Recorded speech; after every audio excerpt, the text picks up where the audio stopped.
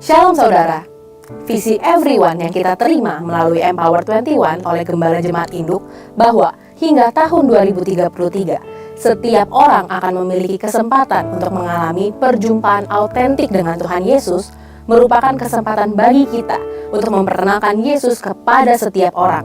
Karena untuk setiap orang dapat berjumpa dengan Yesus, maka perlu ada orang lain yang menjangkau dan memperkenalkan Yesus kepada mereka. Everyone needs everyone. Namun, bagaimanakah caranya supaya setiap orang di bumi ini dapat berjumpa dengan Tuhan Yesus secara pribadi? Pada Voice of Pentecost kali ini, kita akan membahas bagaimana terang Injil dapat memberi pengaruh secara global, sehingga setiap umat manusia dapat merasakan pertemuan autentik dengan Tuhan Yesus. Setiap orang, everyone, yang telah menerima terang Tuhan melalui Yesus, diminta untuk menjadi terang bagi dunia, sehingga memungkinkan orang lain mengalami pertemuan yang autentik dengan Tuhan Yesus. Ada 3 langkah yang perlu kita ambil agar terang Tuhan dapat bersinar melalui kehidupan kita. Yang pertama, seperti yang dinyatakan dalam Yohanes 8 ayat 12, Yesus berkata, "Aku adalah terang dunia. Barang siapa mengikut aku, ia tidak akan berjalan dalam kegelapan, melainkan akan memiliki terang hidup." Oleh karena itu, penting bagi kita untuk sungguh-sungguh mengikut Yesus. Mengikut Yesus tidak hanya berarti mengaku sebagai orang Kristen atau rutin menjalankan ritual keagamaan, tetapi juga sungguh-sungguh meneladani hidup Yesus di dunia ini. Saat kita setia mengikutnya, kita akan menjadi saksi terang yang menyala di tengah-tengah dunia yang gelap. Hal ini akan membuat orang-orang lain melihat bahwa kita hidup dengan nilai-nilai kerajaan terang yang berbeda. Yang kedua, kita perlu menjadi terang dengan hidup di dalam kasih, seperti ada tertulis dalam 1 Yohanes 2 ayat 9-11. Allah adalah kasih, dan barang siapa tetap berada di dalam kasih, ia tetap berada di dalam Allah, dan Allah di dalam dia. Kita tidak dapat mengaku bahwa kita hidup di dalam terang jika kita tetap hidup di dalam kebencian atau ketidakpedulian. Hidup dalam terang Tuhan memungkinkan kita untuk memahami dan merasakan kasih-Nya. Dengan demikian, menjadi lebih mudah bagi kita untuk memberikan kasih kepada orang-orang di sekitar kita, termasuk memberikan pengampunan kepada mereka yang mungkin kita benci.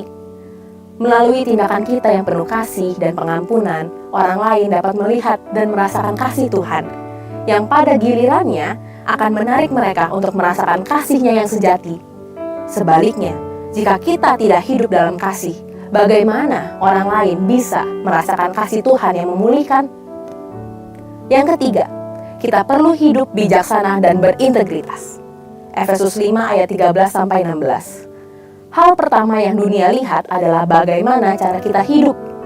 Dunia akan menyaksikan dan menghakimi kita berdasarkan bagaimana kita memandang kehidupan, mengatur waktu dan keuangan, membangun relasi dengan orang lain, dan bahkan bagaimana cara kita merespons masalah atau konflik. Saat kita memilih hidup takut akan Allah dalam segala aspek kehidupan, maka Dia akan menunjukkan penyertaan dan pembelaannya, sehingga dunia akan melihat kita bukan saja berkemenangan karena pembelaannya, tetapi juga memiliki hidup yang bernilai. Itulah yang akan menarik jiwa-jiwa untuk datang kepada terangnya yang bercahaya di dalam kita. Tentu, kita tidak dapat melakukan ketiga hal tersebut dengan kekuatan kita sendiri. Kita perlu sosok pribadi yang memberdayakan kita untuk terus konsisten bercahaya, yaitu Roh Kudus. Api Roh Kudus tetap harus dijaga menyala dalam hidup kita, supaya terang kita tidak padam. Artinya, saat kita menjaga api Tuhan tetap menyala, maka kita terus dimampukan untuk menjadi terang melalui kehidupan kita. Jangan padamkan roh. 1 Tesalonika 5 ayat 19. Selain itu, Roh Kudus juga memberikan kita keberanian untuk menyampaikan Injil, baik melalui kesaksian hidup kita maupun secara verbal atau langsung. Roh Kudus akan menempatkan kata-kata Injil di bibir kita yang memiliki kuasa untuk menyelamatkan orang. Ketika kesempatan itu tiba, kita harus merespons dengan taat dan mulai memberitakan Injil. Dengan demikian, setiap orang dapat mengalami pertemuan yang autentik dengan Tuhan Yesus yang disampaikan melalui Injil. Jika setiap orang yang beriman, bersinar, dan menerangi dunia dengan cahaya Tuhan dalam hidupnya, maka visi everyone akan menjadi kenyataan. Saatnya bagi kita untuk tidak lagi hidup hanya untuk diri sendiri. Masih banyak jiwa-jiwa di dunia yang hidup dalam kegelapan dan menantikan cahaya Tuhan melalui kehidupan kita. Mari kita bangkit dan jadi teranglah. Haleluya! Saudara, untuk penjelasan lebih lengkap dari tim teologi kami, silahkan buka link yang ada di atas atau scan QR Code yang tersedia. Tuhan Yesus memberkati.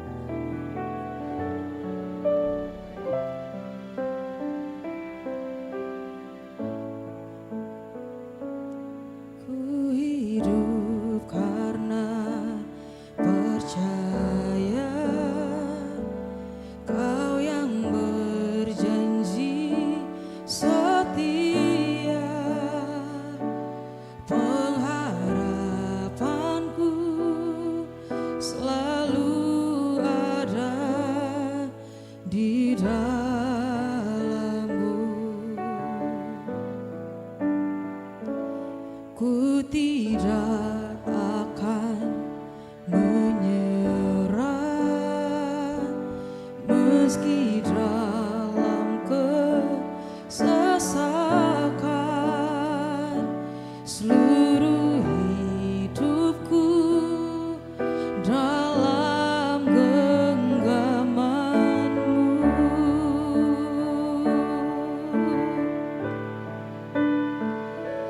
Aku punya Tuhan yang besar, yang telah berjanji, yang sanggup menggenapi.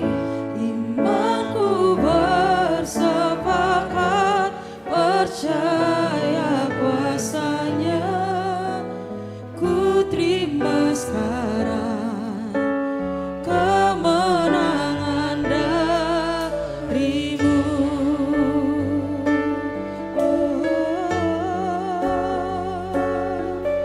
Kemenangan dari-Mu, Tuhan.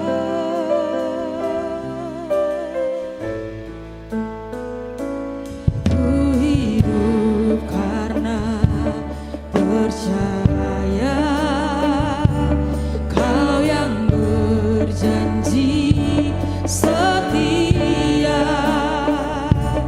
Pengharapanku selalu ada di dalam-Mu. Ku tidak akan menyerah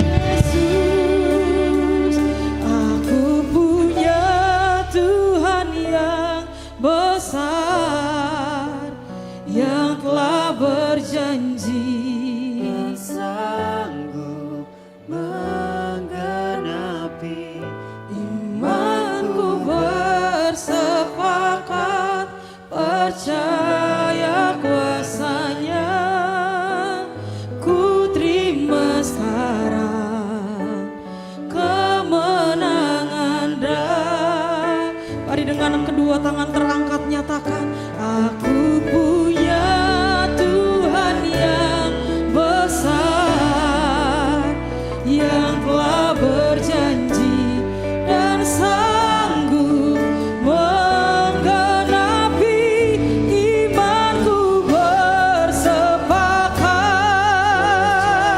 kami mau percaya Tuhan mari sama-sama kita bangkit berdiri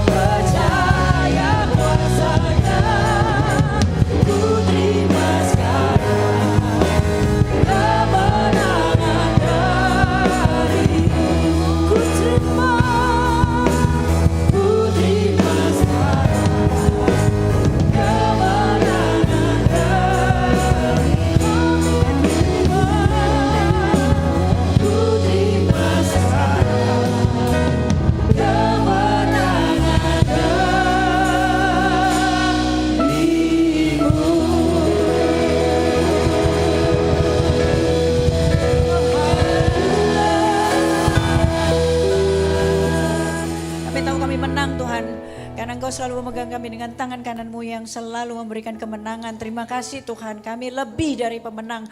Bahkan apapun yang hari ini masih menempel, tragedi, situasi apapun itu hari ini Tuhan.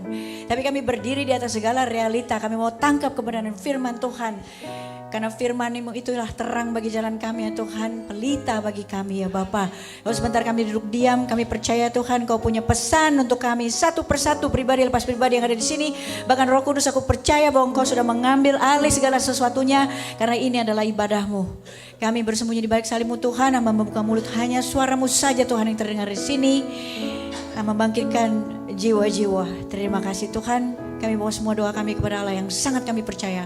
Allah kemana kami bawa semua perkara Tuhan Yesus Kristus. Haleluya. Amin. Shalom. Silakan kembali duduk dalam hadirat Tuhan. Dahsyat seberapa banyak yang dilawat sama Tuhan. Ini belum jam makan siang coba. Ya Tuhan sudah lawat. Terima kasih sekali lagi Ibu Rachel Herawati untuk kepercayaannya ya. Saya dipanggil, diundang ke gereja ini ibadah 2 kali coba. Sebagai pengkhotbah, saya Tamara Geraldine Tuana Kota. Tuh saking saya berapi-api saya sampai lupa ngenalin diri. Saya Tamara Geraldine Tuana Kota. Tadi ibadah pertama saya udah khotbah. Pengkhotbah tuh kalau boleh sharing firman di titik yang sama lebih dari sekali, itu diberkati berlimpah dengan rasa percaya saudara. Ya kan, dia beri kemuliaan buat Tuhan. Kalau enggak namanya tuh kayak MC zaman dulu. Konser pamit sekali, habis itu udah dia pergi gitu ya. Terima kasih sekali lagi Ibu. Ibu nih mengingatkan saya ya, baru kemarin Bu ya. Saya buka dengan sharing sedikit ya. Baru kemarin itu adalah salah satu anak rohani lah ya. Dia baru terima Yesus ya. Terus dia mau dibaptis. Nah dibaptis tuh dia di Surabaya. Dia bilang gini, Ibu boleh nggak saya minta nama baptisnya dari saya, maksudnya dari Ibu. Dia bilang kayak gitu. Terus ya udah saya berdoa dulu ya, saya bilang kayak gitu. Tahu nggak saudara, baru kemarin karena dia mau dibaptis ini nih hari ini. Terus saya bilang kemarin nama kamu Rachel, gue bilang kayak gitu. Wah dahsyat ya, nama Bu Gembala beneran Bu. Jadi saya bilang, terus dia tanya gitu ya, namanya Rachel. Jadi terusannya Rachel Wendis Octavianus gitu ya. Terus dia tanya, apa itu artinya? Saudara tahu nggak Rachel, itu artinya tuh domba betina ya. Domba betina ya kan Ibu ya, domba betina. Domba itu salah satu binatang ya, jenis hewan yang di dunia ini dikategorikan sebagai hewan paling bodoh. Itu saudara. Ya, tapi domba juga adalah salah satu hewan yang juga punya kepekaan dari indera pendengaran itu jauh di luar rata-rata dari hewan-hewan lainnya. Nah saudara, kita selalu diilustrasikan sama Tuhan Yesus sebagai domba, ya kan ya. Karena kita dianggap bodoh oleh dunia, tapi sebenarnya kita punya kepekaan pendengaran. Domba hanya patuh, hanya nurut, hanya tergerak dan tertarik sama suara gembalanya sendiri. Bahkan domba itu gak tertarik dengan suara gembala domba lain saudara. Nah hari ini kita tuh harus jadi domba yang ngerti suaranya gembala kita itu siapa. Karena hari ini kita banyak gembala-gembala lain yang juga punya pengajaran-pengajaran. Yang hari ini kita juga gak boleh terguncangkan dengan pengajaran gembala-gembala lain. Itu saudara ya. Untuk itu, untuk bisa punya pendengaran itu berarti kita mesti punya iman. Tadi di khotbah yang pertama, sebenarnya ini berseri. Tadi di khotbah pertama, ibadah pertama saya bawain deeper prayer. Deeper prayer itu sebenarnya salah satu modal untuk kita masuk ke deeper faith. Sekarang nih saya mau bawain tema khotbahnya deeper faith. Iman yang dalam. Iman yang dalam itu tidak terguncangkan saudara. Dengan suara kiri, dengan suara kanan. Ya kan ya. Jadi kalau ada yang mau tahu tadi ada di YouTube ya Bu ya. Ada di YouTube berarti ya, khotbah seri 1 tuh ada di YouTube saudara. If you like it, you subscribe, okay? If you don't like it, you subscribe juga. You like, you don't like, you subscribe lah. And then you share. Pokoknya kenapa sih kita mesti punya iman gitu ya saudara ya. Itu tadi soal domba. Domba itu tidak terguncangkan dengan suara kiri kanan. Berarti apa? Iman itu kan berarti kalau bahasa praktisnya iman itu benar-benar nyender sama Tuhan. Kalau saudara sama saya bilang hari ini ya iman itu gak kelihatan. Enggak, iman itu kelihatan saudara. Iman itu bisa kita tunjukin. Bahkan dari saldo aja kita bisa tunjukin iman kita saudara. Iya. Dulu saya kalau misalnya nih ya, saya ngerasa belum ada pelunasan gitu ya, itu perpuluhan saya terguncang gitu. Nah itu iman saudara, ya kan ya. Jadi kita tuh bisa nunjukin loh sama Tuhan bagaimana kita beriman. Terus gak cuma soal saldo nih, kalau soal iman ya, misalnya nih kita ikut doa gitu kan ya, doa via Zoom. Itu bisa kelihatan bagaimana kita beriman yang dari sama Tuhan, ya kan ya. Ada kan yang gak mau on cam gitu. Kita nunjukin bagaimana kita niat itu bagian dari iman. Nah hari ini orang-orang diminta tuh sama Tuhan supaya kita gak terguncang kiri dan kanan, mesti punya iman nyender sama Tuhan. Itu dalam hal yang praktis, natural dan sehari-hari. Ini ayatnya dari sini ya, saya ambil dari 1 Yakobus, coba kita buka ya slide-nya ya, iman. Ini coba saudara, Yakobus 1 ayat 2 sampai 4. Coba. Saudara-saudaraku kita baca sama-sama ya. Saudara-saudaraku, anggaplah sebagai satu kebahagiaan apabila kamu jatuh ke dalam berbagai-bagai pencobaan. Sebab kamu tahu bahwa ujian terhadap imanmu itu menghasilkan ketekunan, dan biarkanlah ketekunan itu memperoleh buah yang matang, supaya kamu menjadi sempurna dan utuh dan tak kekurangan suatu apapun. Ayat ini saudara, kalau misalnya kita baca sebagai orang dunia atau enggak paling enggak saya zaman dulu di kehidupan sebelumnya, ini ayat agak perlu disesuaikan loh. Padahal enggak ada yang namanya firman, dia ya dan amin. Firman itu ya udah harus diterima dengan segala kerendahan hati. Bahwa kita nggak bisa salah, ini ya dan amin.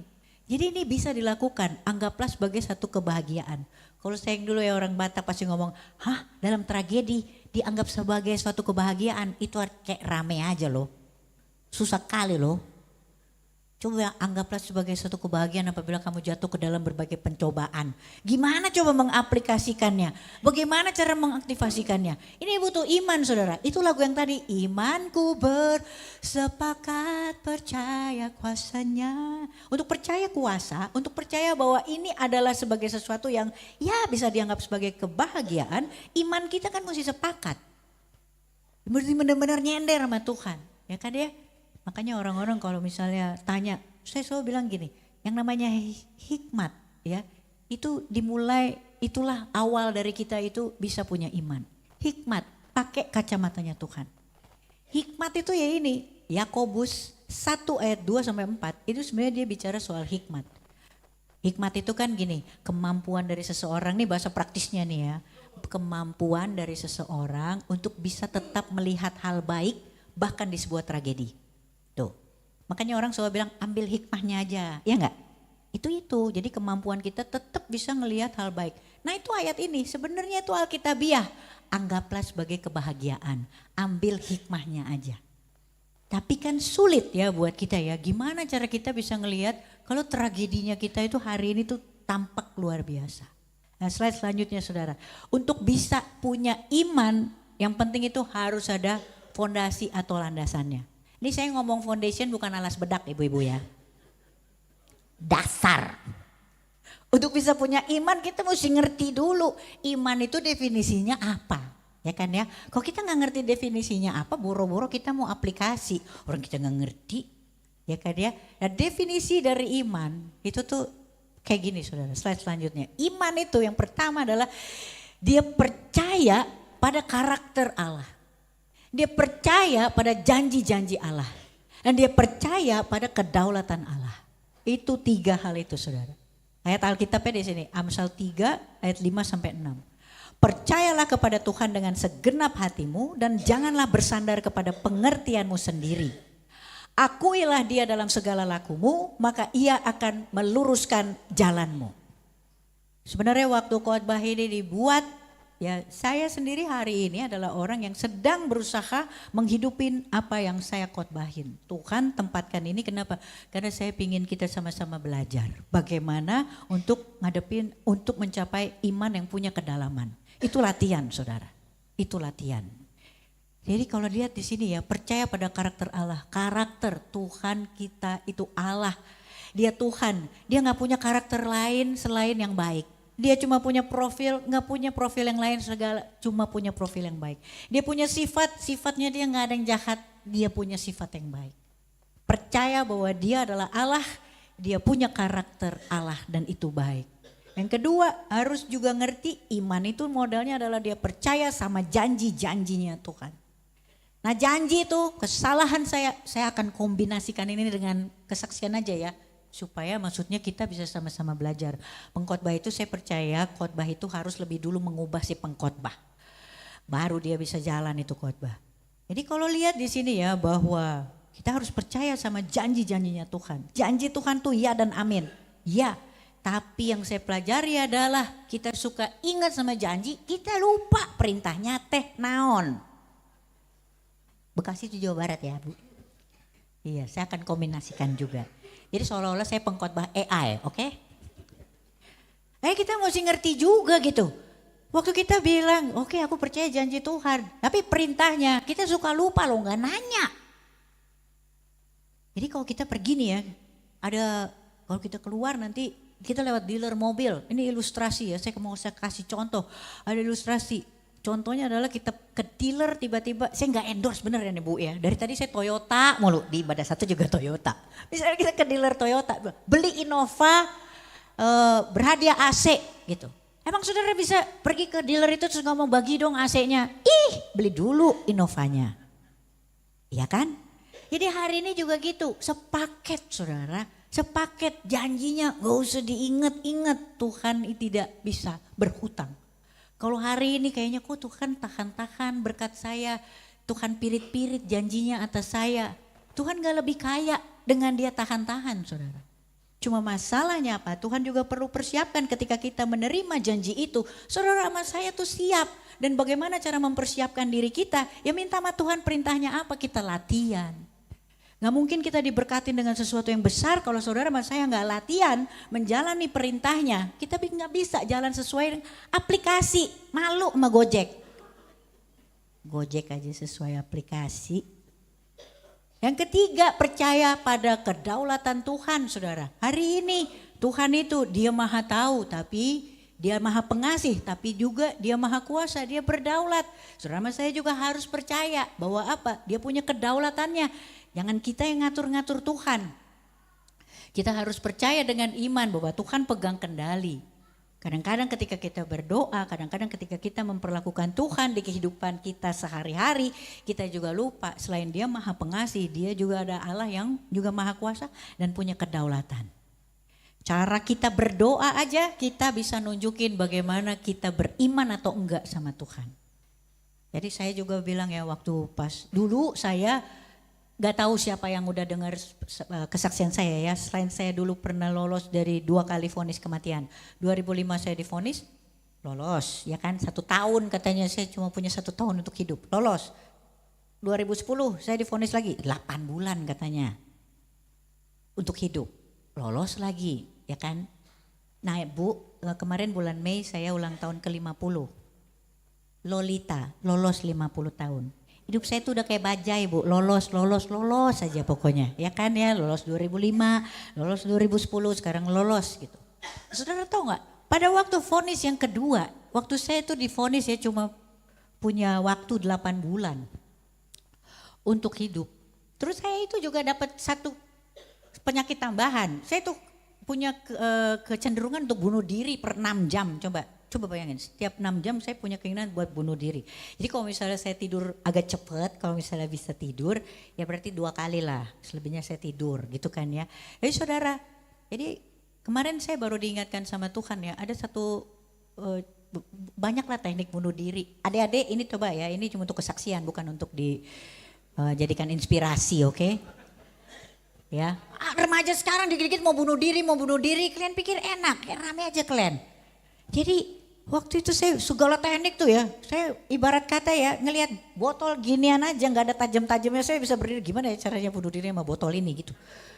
Ada 1 kali saya lihat gini, tapi saya selalu konsep gitu, saya ada 1 kali saya mau tabrakin mobil ke satu pohon beringin besar gitu kan ya, satu beringin besar yang keluar dari satu pusat pertokoan yang dekat dengan rumah saya, gede tuh. Saya pikir, epic nih kalau ada di sini dasar. Dulu saya artis, jadi gitu mau bunuh diri aja saya konsep, coba bayangin. Jadi saya bilangin, ini saya tabrakin ke sana ya kan ya, selesai hidupnya gitu kan ya. Jadi saya udah lakukan itu sekali, saya tabrakin, beneran saya tabrakin. Cuma saya salah hitung sedikit, jadi saya kurang cepet gitu ya. Jadi saya nabrak, ban saya itu ketahan sama kayak trotoar gitu. Trotoar pendek banget. Saya juga bingung, saya sampai keluar dari mobil, apa sih kesalahannya gitu. Saya periksa, ini ya, ini biang keroknya nih, saya bilang gitu.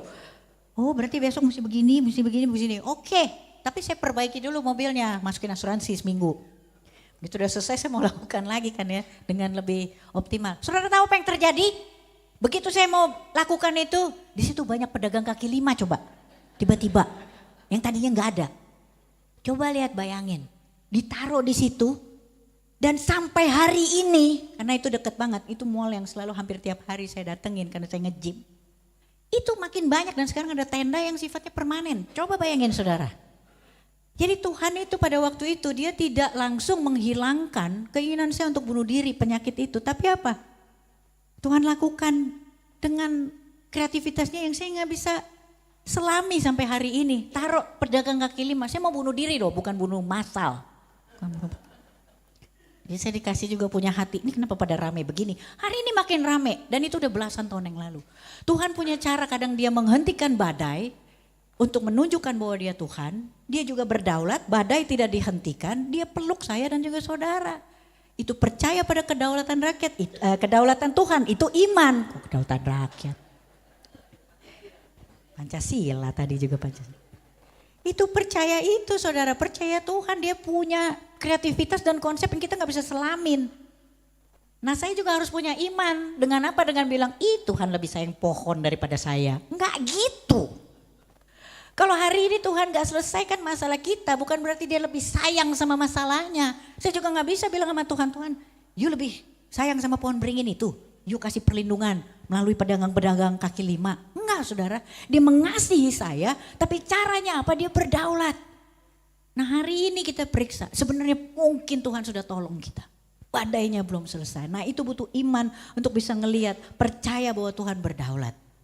Nah slide selanjutnya saudara, ketika kita udah ngerti definisinya iman itu apa, baru kita bisa tumbuh saudara. Tadi worshiper juga udah bilang, saudara hari ini ada berakar dulu ya, baru bertumbuh, baru berbuah. Itu juga butuh iman saudara. Gak ada tuh bertumbuh dulu, berbuah terus berakar lagi, gak ada. Pada saat berakar itu proses saudara. Saya ini orang yang dipaksa sama Tuhan untuk pulang penanaman akar. Kalau yang seangkatan nama saya generasi kolonial adalah ya di sini ya milenial. Ya kan ya, vintage tapi limited edition. Percayalah kami sudah lahir ketika Google belum lahir. Dan tetap terang waktu itu ya. Anak-anak sekarang kan ngomong, hah Inang pernah lahir di mana Google gak ada. Iya kenapa emangnya rupanya? Gitu. Jadi ketika berakar, dulu saya tiba-tiba hilang kan ya. Tiba-tiba hilang. Nah itu penanaman akar. Sampai hari ini itu 15 tahun. Pada saat penanaman akar itu berproses saudara. Itu biasanya medianya ya media kita dengan ada tragedi-tragedi sedikit lah berproses bersama dengan Tuhan itu penanaman akar. Tuhan perlu penanaman akar. Akar saya itu saya mengucap syukur 15 tahun. Kenapa? Jadi saya tidak tergoncangkan. Baik dengan kritikan maupun pujian. Hari ini yang mau jalan iman bersama dengan Tuhan juga gak boleh guncang sama pujian saudara. Baik kritikan sama pujian tipuannya sama. Saudara bisa melambat. Saudara diagung-agungkan aja hari ini saya bisa pilih-pilih gereja kalau mau khotbah.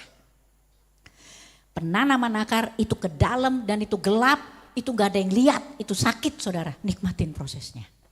Kita mau dibikin ya kayak pohon beringin yang saya mau tabrak itu tadi. Kenapa? Karena itu susah buat dicabut. Tuhan ketika dia menanamkan akar, dia gak ngomong soal pohon toge saudara. Pohon toge dia bisa diambil di mana aja, dia bisa hidup di mana aja, di kapas dia numbuh, di sini dia numbuh. Saudara mas saya tuh hari penanaman akar itu benar-benar Tuhan berladang menyiapkan tempatnya. Dan itu masalah investasinya Tuhan yang luar biasa atas diri saya dan juga saudara. Ketika selesai dengan penanaman akar baru kita bisa bertumbuh. Bertumbuh tuh gimana saudara? We share then we grow. To share is to grow. Kalau saudara gak berbagi, saudara juga gak bakalan bisa bertumbuh. Hari ini yang nikmat sama ibadahnya sendiri gak mempersiapkan dirinya untuk bisa dinikmatin orang lain. Kita gak bisa tumbuh. Itu kayak gini misalnya nih saya punya kemampuan untuk melukis. Saya gak ajarin sama murid-murid saya, hari ini saya gak bertumbuh. Saya tinggal di zona nyaman saya. Saya perlu keluar dari zona nyaman saya. Kalau saya ajarin murid-murid saya teknik melukis, saya udah pasti lari lagi, belajar lagi. Kenapa? Saya gak mau dikejar sama murid saya. Setiap hari ketika kita berbagi saudara-saudara sama saya pasti larinya lebih cepat. Karena kita gak mau dikejar, keluar dari zona nyaman. Dan itu perlu media, tantangan yang hari ini saya sama saudara itu sedang hadapin. Percayalah setiap tragedi, setiap keadaan yang gak enak itu adalah kesempatan buat saya sama juga saudara untuk menajamkan rohani. Tajam itu kayak biasa pakai pisau saudara ya. Saudara pernah lihat pisau tajam sendiri? Kagak lah. Ada yang punya pisau di sini tajam sendiri? Ayolah, mana rumahnya? Kita datang, foto, viralkan.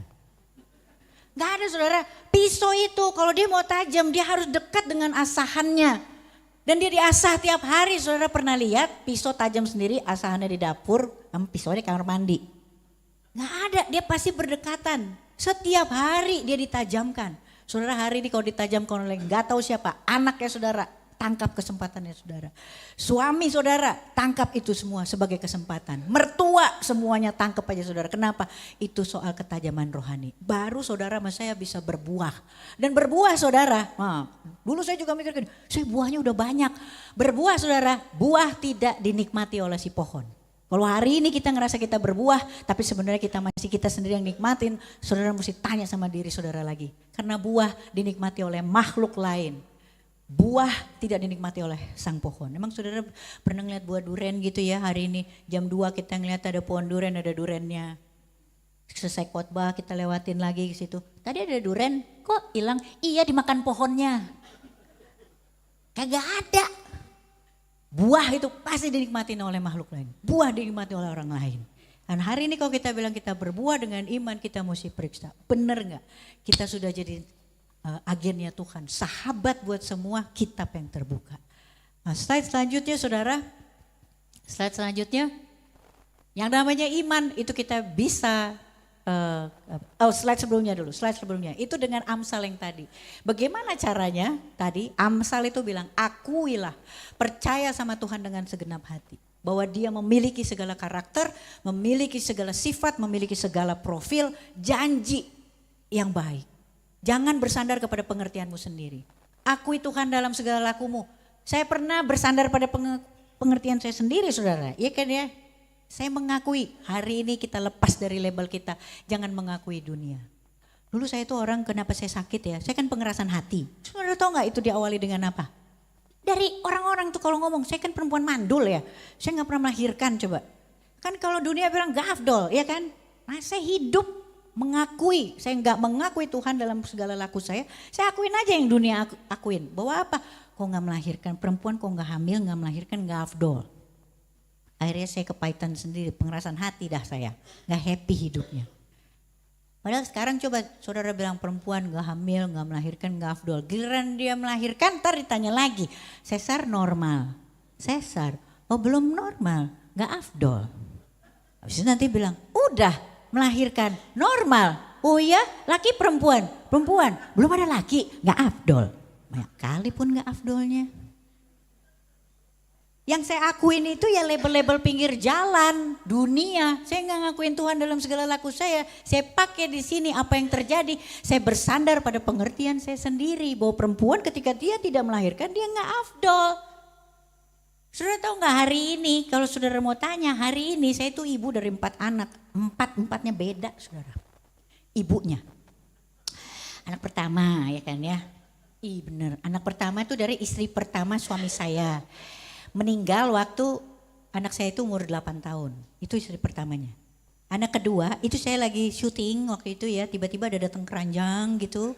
Bu ini pesenannya datang. Pesanan apa saya bilang kayak gitu. Itu saya lagi teler loh. Saya dulu Ratu Lindo bu ya. Ratu teler Indonesia. Syuting saya teler ini saya teler. Jadi waktu dia bilang ada pesanan. Oke pesanan saya bilang gitu. Saya taruh saya buka baik bu. Dia tulisannya gini, ibu gak kenal saya tapi saya kenal ibu dari TV kayaknya ibu orang baik. Gitu, coba bayangin bertobat kagak dibilang baik. Kesaksian Roh Kudus itu ya, dia bilang anak ini saya kasih sama ibu karena menurut saya anak ini akan lebih jadi orang kalau dia sama ibu. Coba bilang, ibu pemberani itu. Anak yang ketiga itu dari istri kedua suami saya yang meninggal waktu anak itu umur 7 tahun. Jadi suami saya itu istrinya meninggal 2 kali, ini yang ketiga hidup, oke. Ya puji kemuliaan buat Tuhan, bukan apa-apa. Maksud saya ya itu ya, mujizat tuh gak usah diminta saudara. Saya tuh kerjanya, saya udah bilang tadi lolos aja kayak bajai hidup saya. Mujizat tuh kadang gak usah diminta, makanya kalau kita percaya sama kedaulatan Tuhan. Oh anak yang keempat, itu dia tadinya mau diaborsi sama ibunya. Korban perkosaan, tuh saya bilang jangan, saya bilang gitu. Jadi orang tuanya kami muridkan, anaknya kita pertahankan. Nah sampai hari ini karena korban perkosaan akhirnya hanya bisa sama kami. Itu memang panggilan pelayanan saya sejak 2015. Nah saudara, itu saya punya 4 anak dari 4 ibu, gak ada darah daging, cuma darah Kristus coba. Mana yang mau saya duluanin? Yang pertama Gebi yang hari ini udah ngasih cucu, ini semua dikotbahin sama nenek-nenek. Gebi itu saya belum ngomong dia udah tahu arah pikiran saya. Saya gak bisa lebih sayang sama dia. Yang kedua Kay, saya juga gak bisa lebih sayang sama dia. Kenapa? Hanya karena dia dari umur 0 sama saya, bukan berarti saya harus bisa lebih sayang sama dia. Yang ketiga, dia anak laki satu-satunya. Saya juga gak bisa duluanin dia. Yang keempat, karena dia punya sejarah epik, pernah juga kayak saya, hampir korban pembunuhan. Terus saya lebih sayang karena dia bungsu, gak bisa juga. Tuhan kasih saya kesempatan dengan rahim tertutup. Itu apa? Untuk hari ini dia ngajarin saya secara pribadi bagaimana mengasihi secara agape. Dan hari ini saya punya rahim yang terbuka lagi. Gitu. Jadi Tuhan perlu perkenankan aja. Untuk apa? Untuk ngajarin saya bagaimana cara dia mengasihi. Waktu itu saya gak bisa lihat. Jadi apapun hari ini yang sedang saya alamin, saya gak mau bersandar pada hikmat saya. Saya gak bisa lihat sekarang. Tapi pasti baik karena Allah punya karakter, punya janji dan punya kedaulatan yang baik. Dan itu bukan cuma saya, itu juga buat saudara. Hari ini kalau saya ditanya gitu, ini udah saya punya alat reproduksi, dari 6 tahun yang lalu saya punya alat reproduksi anak umur 29 coba. Tapi saya bilang Tuhan kalau boleh gak saya jangan hamil? Kan gak lucu saudara. Maksudnya saya sama anak saya ke mall begini sama-sama gitu. Terus nanti melahirkan beda 2 jam, kan gak bisa. Kau marah boru sama aku ya? Gak bisa, kita kan nilai beda 2 jam. Gak bisa nanti bayi-bayi kita rusuh loh. Jangan bersandar, saya dulu bersandar pada hikmat pengertian saya mengakui dunia. Jadi apa? Gak afdol. Hikmat saya waktu itu pengertian saya pengen hamil. Hari ini disuruh hamil saya gak mau. Berarti apa? Kalau Tuhan bilang jangan bersandar pada pengertian kita sendiri. Bahwa kita itu sebenarnya gak punya pengertian. Jangan disenderin. Akuin Tuhan, jangan akuin dunia. Ya, nanti kalau kita pas meninggal juga kan ya. Emang ada di sini yang anak sambung, anak langsung begitu meninggal. Kurang afdol anak yang gak dibawa. Kalau afdol tuh all the way, jangan tanggung-tanggung. Itu saudara ya. Nah, slide selanjutnya ada cepet aja yang berikutnya nanti ada aplikasinya ya. Jadi yang namanya perjalanan sehari-hari, yang namanya iman itu perjalanan. Mujizat yang kadang-kadang itu jadi bikin kita tuh gak percaya sama kedaulatan Tuhan. Mujizat itu gak usah diminta Bu, Pak beneran deh. Saya juga waktu belajar Alkitab ya. Saya sampai nanya gini ya. Saudara pikir hidup saya tuh epic banget tuh kesaksian saya. Ini ada kesaksian lebih parah lagi loh. Saya kalau jadi dia baper kali. Lazarus coba. Lazarus tuh udah mati loh. Lazarus sudah mati. Tapi dia dibangkitin lagi. Orang mati tuh udah gak bisa minta loh. Mujizat. Tapi dibangkitin nama Tuhan. Kenapa? Karena mujizat itu bukan milik si pendoa. Mujizat itu bukan milik si peminta. Mujizat itu murni punya Tuhan.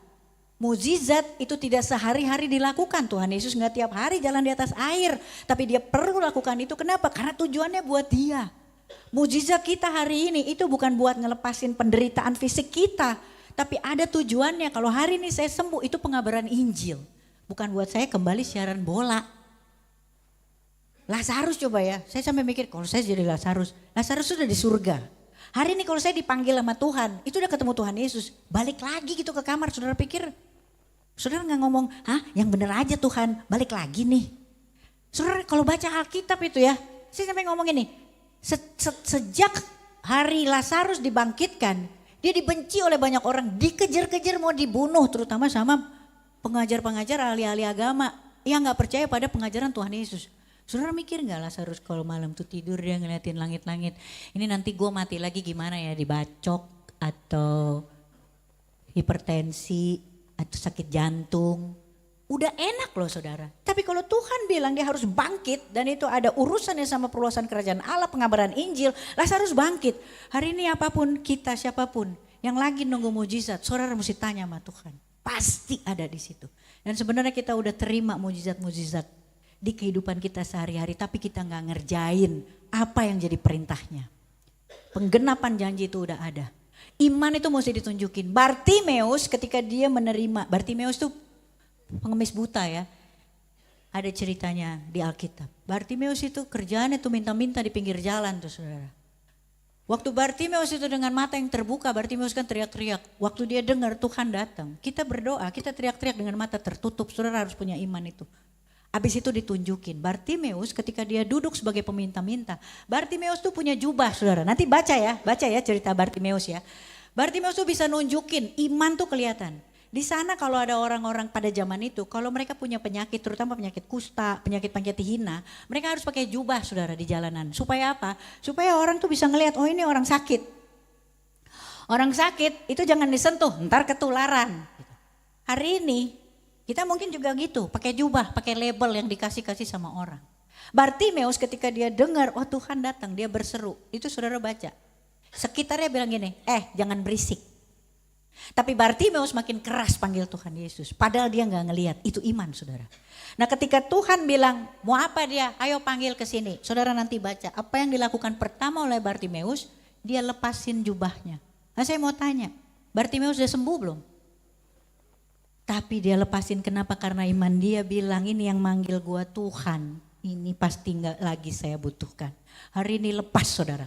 Apapun label itu, nggak afdol, nggak asik, nggak apa, lepasin saudara. Saudara hari ini udah gak sejahtera main sama perkumpulan saudara, tapi saudara masih takut dibilang, lo kurang asik, lepasin saudara, itu iman. Saudara masih tinggal sama grup-grup arisan, ya yang suka bergunjing. Tapi saudara takut jangan-jangan tadi habis itu dia jadi istri Kapolri lagi, ya udahlah setor muka. Saudara lepasin. Itu iman saudara, lepasin semuanya saudara ya. Enggak, saya gak bergunjing bu, orang mereka gosip, saya mah dengerin.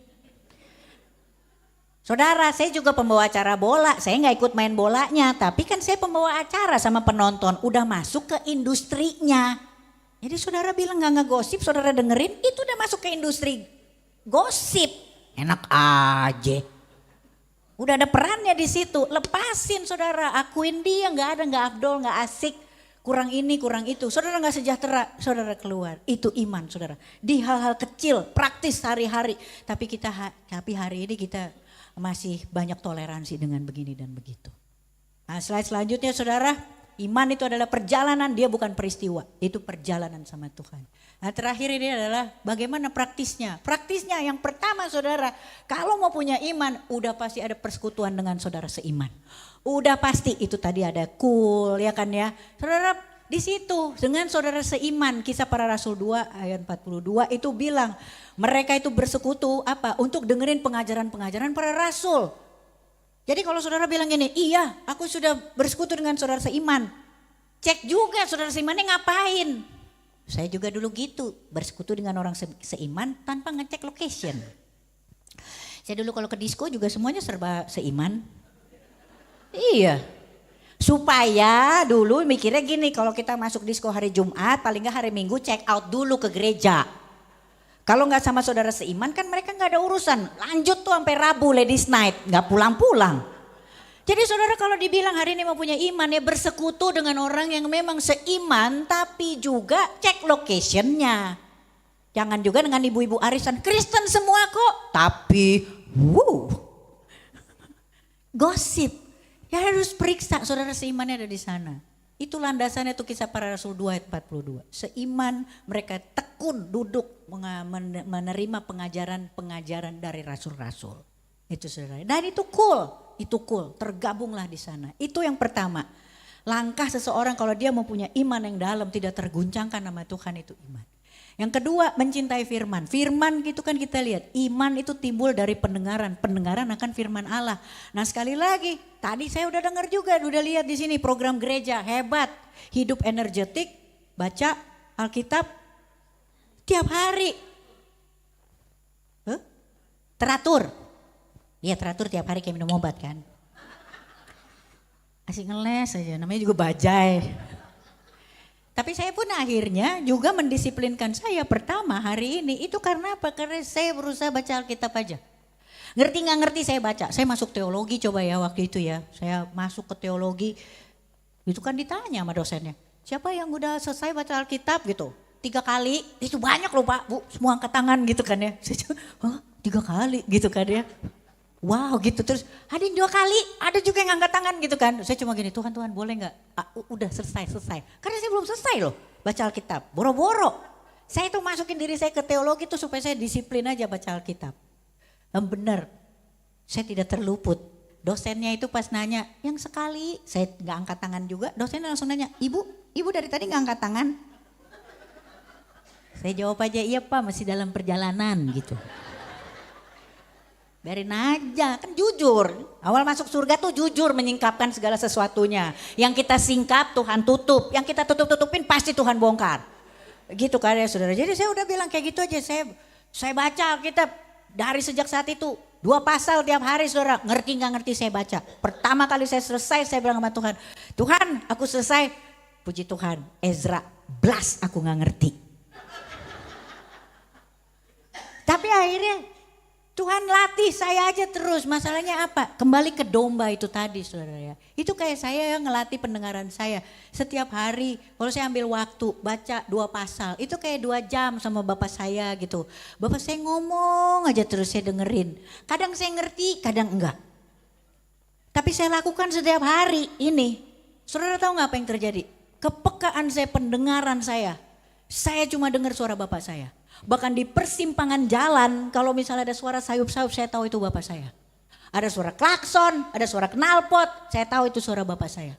Bahkan saya bisa bilang dengan baca Alkitab, saya bisa bilang sama teman-teman saya ngomong gini kan, lu mesti dengerin gue, siapa tahu gue yang dipakai Tuhan. Saya bisa bilang gini, iye, tapi sayangnya bukan. Kenapa? Karena saya punya pendengaran yang saya latih. Setiap hari ngerti gak ngerti baca. Udah gak mungkin menaklukkan zaman now ibu-ibu bapak-bapak tanpa Tuhan dan Alkitab. Cintai firman-Nya. Nah yang terakhir ini saudara ya, yang terakhir langkah praktisnya adalah melayani dan juga mengasihi. Saudara sama saya udah harus tahu siapa yang kita layanin. Dan itu setiap hari, 24 jam sehari, 7 hari seminggu. Layanin itu kan bahasa sederhananya ladenin. Kita mesti tahu siapa yang kita ladenin, baru kita bisa mengasihi dia. Saudara gak bisa kayak saya dulu, tobat kumat, part-timer saya tuh dulu. Di sini asik, rame saya di sini. Di sini Tuhan kayaknya mulai nggak bikin mukjizat, hidup saya kayaknya nggak enak. Mulai deh, saya bosen, saya kumat lagi. Begitu saya tobat, nanti setan yang bete, ya kan? Ini orang begitu tobat gitu. Begitu kumat dia lebih setan dari kita. Saudara nggak bisa lagi hari-hari akhir ini tobat kumat, nggak bisa saudara. Saudara mas saya hari itu mesti jadi orang yang full time sama Tuhan dan itu mesti tahu siapa yang kita ladenin. Di kehidupan sehari-hari. Ketika kita tahu kita ladenin Tuhan, kita tahu bagaimana cara menjawab suami bahkan di titik-titik kritis. Udahlah binatang-binatang itu gak usah dipanggil-panggil lagi kalau kita berantem, oke? Saya mau tanya di sini emang ada yang waktu pemberkatan pada ngundang monyet gitu, babi, ada nggak? Anjing. Gak ada kan pemberkatan, mereka kagak diundang. Giliran berantem duluan dipanggil. Saudara tak pikirin perasaan monyet-monyet itu. Jangan ya, kita mesti tahu siapa yang kita ladenin. Baru kita bisa punya iman saudara, baru kita bisa mengasihi Tuhan secara full time. Secara full time. Ibu-ibu lepas dari segala trauma masa lalu, juga film-film. Kalau berantem sama suami udahlah. Gak usah pikirin lagi film catatan si boy zaman dulu. Itu ya adik-adik kalian gak ngerti kan. Yang ketawa tuh udah tua semuanya. Dulu film catatan si boy kita kayak gitu. Akhirnya tambah kepahitan kan saudara-saudara. Iya kan ya. Giliran berantem di mobil. Turunin gue. Gitu ngomongnya ya kan ya. Gue mau pulang naik taksi. Giliran suaminya markirin mobilnya nyariin taksi marah lagi. Ya kan begitu di rumah. Aku gak mau lihat muka kamu. Pokoknya aku sebel sama kamu. Banting pintu terus dia keluar. Berharap dikejar. Kagak, marah lagi.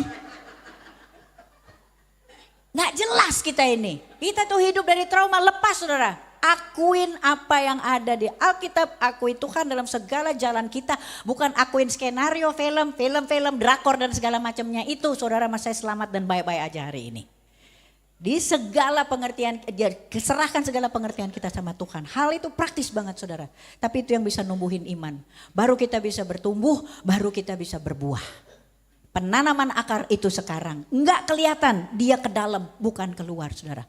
Tapi ketika dia itu tertanam dengan begitu kuat saudara, mas saya hari ini tidak terguncangkan. Saudara gak bisa kemana-mana tanpa Tuhan. Oke, jadi saya mau tutup ini dengan cerita ya. Cerita kesaksian saya. Kesaksiannya hari ini saudara, sebenarnya saya itu ya lagi dikejar sama debt collector coba bayangin. Biasa ya kalau orang dikejar debt collector orang punya utang ya kan. Kalau saya ini to the next level, saya nggak pernah ngutang, saya yang diuber sama debt collector. Jadi kira-kira 7 tahun yang lalu ketika saya mau mulai panggilan pelayanan saya nggak sadar ternyata tuh saya diarahkan sama Tuhan untuk buka tumpangan. Jadi orang-orang tuh datang ke saya gitu ya, tinggal sama saya.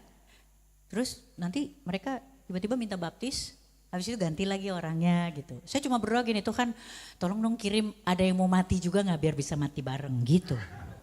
Kayak hidup saya gitu aja. Ternyata Tuhan kirim. Nah dia ngelihat bagaimana saya di rumah gitu pujian penyembahan. Tiba-tiba mereka bilang saya mau ganti Tuhan katanya gitu. Apa tuh ganti Tuhan mau baptis. Begitu dia selesai, terus dia sembuh. Terus dia ganti kan, saya ada lagi yang mau mati gak Tuhan gitu kan. Ganti lagi, sampai saya bilang ini kenapa orang pada sembuh sih Tuhan. Tanpa saya sadar saya juga sembuh gitu. Nah satu saat ada yang dimuridkan gitu ya di rumah tumpangan saya. Itu dia lagi dikit lagi menurut saya itulah ya pada pengertian sendiri. Dikit lagi menurut saya dia dibaptis. Tiba-tiba dia datang satu malam, dia bilang dia harus masuk penjara. Hah, kenapa? Saya bilang gitu. Karena dia penipuan. Dia jadi harus bayar waktu itu sekitar 3,3 M. Oh, saya nggak rela. Ini jiwa buat saya gitu, saya pikir. Saudara tahu apa yang terjadi? Saya pikir kan saya juga udah mau mati juga ya. Saya agunin loh rumah saya. Tuh rumah sekarang saya tinggal. Saya bilang, oh udah saya nggak ikhlas dia masuk penjara gitu ya. Saya sosok nolongin Tuhan, ya kan ya. Kalau dia masuk penjara ntar dia gimana, saya pikir gitu. Ya udah saya agunin rumah saya bayar hutangnya gitu kan. Dia cicil, karena dia nggak ada yang bisa dilakukan, dia cicil selama 10 tahun. 7 tahun kemarin jalan santai dan baik-baik aja saudara. Sampai akhirnya tiba-tiba dia hilang, debt collector yang datang. Coba bayangin. Jadi kalau misalnya kita didatengin debt collector karena kita ngutang, itu kayaknya biasa ya. Kalau di case saya, jadi kayak itu the next level saudara. Saya nggak ngutang, saya yang diubur-ubur sama debt collector. Hari ini saudara. Dan kemarin, tiba-tiba Tuhan, saya bilang gini, Tuhan kan gak sejahtera ya. Rumah saya itu juga udah jadi rumah persekutuan doa sejak 4 bulan yang lalu gitu kan ya. Saya buka persekutuan doa. Saya bilang Tuhan kok kayak begini ya. Tapi saya percaya Tuhan akan siapkan. Saya bilang kayak gitu. Terus Tuhan, saya berdoa lagi terus saya bilang gini. Saya percaya Tuhan siapkan. Sampai Tuhan ngomong gini, ya kan udah disiapkan. Mana lagi yang mesti disiapkan? Saya bilang mana, gak ada orang yang ngasih. Saya bilang kayak gitu. Saya berdoa lagi, Tuhan siapkan karena ini rumah doa. Pasti Tuhan siapkan, ada gitu. Gak ada saudara. Gak ada. Terus Tuhan bilang gini, mau kayak mana sih yang dipersiapkan? Tahu gak saudara? Sisanya itu yang 4 tahun itu persis dengan apa? Dengan dana ketika saya mundur. Uang saya serahkan semua buat pelayanan. Saya itu ada sedikit uang yang buat pasif income saya lah. Yang buat saya hari itu bisa misalnya liburan sama anak-anak gitu. Itu dari situ gitu ya bunganya. Itu persis nominalnya dengan sisa 4 tahun coba. Kata Tuhan bilang kan udah disiapin. Bikin damai sejahtera gak? Gitu. Tapi kalau saya hari ini bilang itu kan uang saya. Berarti kan saya gak beriman.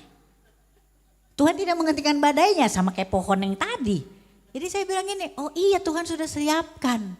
Dan saudara tahu apa yang terjadi bulan Mei kemarin kan saya 50 tahun ya, itu saya pakai. Hari ini saya udah gak punya passive income. Tapi saya tahu nanti Tuhan siapkan kalau saya mau liburan. Kalau saya mau ngapa-ngapain. Nah itu percaya pada kedaulatan Tuhan bahwa dia cuma punya segala sesuatu yang baik saudara. Dia bisa bekerja pada rahim saya, dia bisa bekerja pada hal-hal sepele. Jadi Tuhan sudah di depan berperang untuk perkara saya yang jauh lebih besar. Dan itu iman saudara. Ya saya tadi yang terakhir itu coba deh kita nyanyiin ya. Saya nyanyiin yang tadi, imanku bersepakat. Saudara kalau percaya ya tadi lagu itu tadi ya. Kita gak ngatur ya sebenarnya ya. Tapi lirik lagunya itu tadi ya harus punya kesepakatan. Yang namanya mujizat hari ini penyelesaian itu butuh iman yang sepakat saudara. Kalau kita gak punya iman yang sepakat sama kedaulatan Tuhan hari ini gak akan terjadi. Imanku bersepakat percaya kuasanya, ku terima sekarang kemenangan darimu. Aku punya Tuhan yang sah. Kuncinya itu.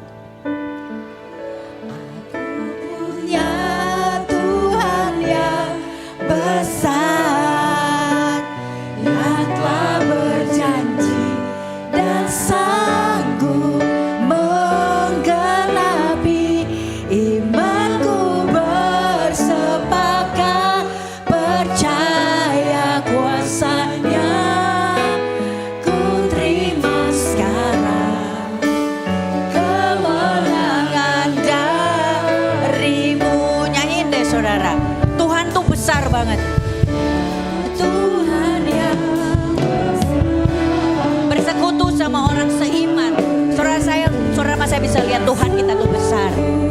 Menggenapi imanku bersepakat percaya kuasanya, ku terima sekarang kemenangan darimu. Ayo kita bangkit berdiri ya. Saya tahu semua pasti punya persoalan. Hari ini diasah sama Tuhan. Harus ada ketajaman rohani. Saudara sama saya itu dibutuhkan. Asahannya makin dekat tiap hari Tuhan. Tungkunya makin panas, sempurnakan Tuhan. Kenapa Tuhan mau pakai? Ketika promosi itu ada di dalam diri saya dan saudara, Tuhan mau display kita jauh lebih hebat dan jauh lebih tinggi. Tapi iman kita mesti sepakat. Mukjizat gak usah diminta, mukjizat milik Tuhan. Dan itu akan genap diri saya dan juga saudara. Kenapa? Karena Tuhan kita gede. Nyanyiin yang keras ya.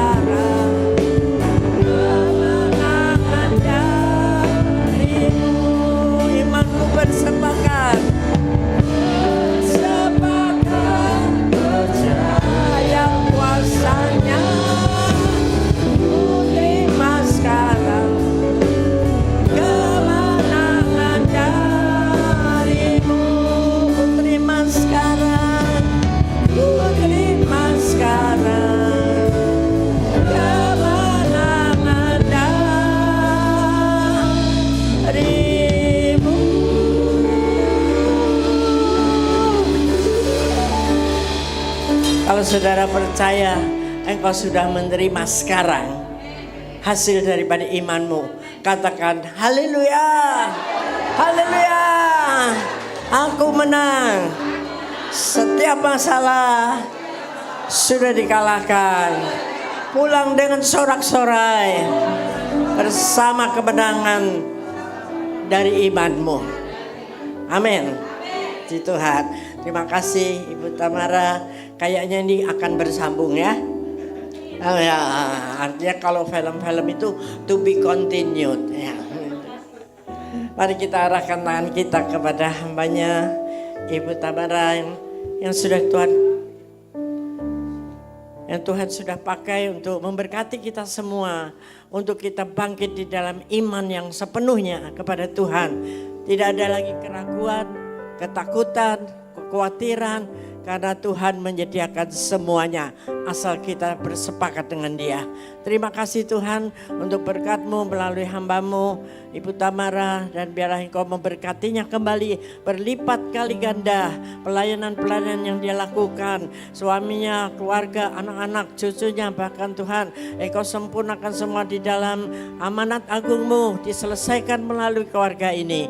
Terima kasih Tuhan, berkat-Mu melimpah atas kehidupannya. Bapak, kami bersyukur hari ini dan kami mau mengatakan terima kasih Tuhan. Haleluya. Kasih Tuhan untuk kasih setiamu yang ku alami dalam hidupku. Terima kasih Yesus untuk kebaikanmu sepanjang hidupku. Terima kasih Yesusku buat anugerahnya Kau beri selama ini. Tuhan adakan syukur bagimu. Sebab siang ini Tuhan adakan syukur bagimu. Syukur bagimu.